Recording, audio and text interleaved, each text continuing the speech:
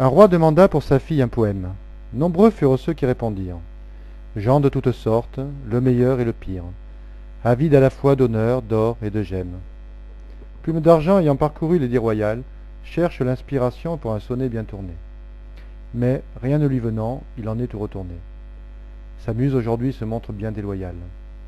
Il sort en maugréant, claque le battant de la porte, et en quelques enjambées se mêle à la foule. Par elle, il se laisse porter comme une douce houle, comme sur la mer un navire, en quelque sorte. Soudain la foule se sépare à grand bruit. Des soldats, piquent en avant, forcent le passage. Ils escortent une jolie et jeune fille sage, renversant les étals et écrasant les fruits. Les yeux d'argent sont figés sur la damoiselle. Son cœur, comme à regret, se remet à battre. Son front rougit et brûlant comme l'âtre. En bon romantique, il s'éprend aussitôt de la belle.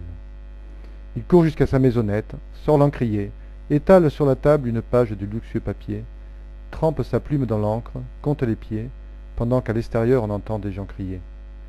Son poème terminé, Plume d'Argent va au palais. Enfin on l'introduit devant le monarque. La jeune fille est là, en plus, elle le remarque. Il faut dire qu'Argent n'est pas un galet. Devant ses riches auditeurs, Argent déclame. Jamais on n'avait entendu un si joli poème. La fille aux cheveux d'or en adore le thème. La cour sous le charme l'applaudit, l'acclame. Le roi ébahi par tant de beauté en demande le prix. Votre fille, dit Argent, même si j'en suis indigne, puisque c'est pour elle que j'ai écrit ces lignes, je veux l'épouser, car c'est d'elle que mon cœur était pris. Le roi manque s'étouffer et crie à l'impudence. Que l'on châtie ce chien et qu'on le jette aux oubliettes.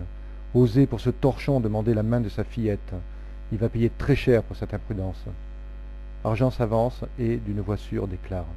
Sire, vous qui détenez du pouvoir sur ma vie, je vous demande de me donner votre avis. Moi, qui de la magie des mots détiens le noble art, préférez-vous votre fille malheureuse pour toujours, avec un noble prince, un maître d'escrime, ou bien heureuse avec moi, le maître des rimes? Un qui veut la puissance, l'autre qui n'offre que l'amour. Plume d'Argent je suis, et pour celle que j'adore, votre fille, comme muse pour mon inspiration, en écrivant des poèmes qui feront sensation, je deviendrai sans nul doute pour l'or, Plume d'Or. À ces mots le roi hésite. Le bougre est enjôleur. Il est vrai qu'il veut pour son enfant le bonheur, et dans son entourage gravitent de tristes sieurs.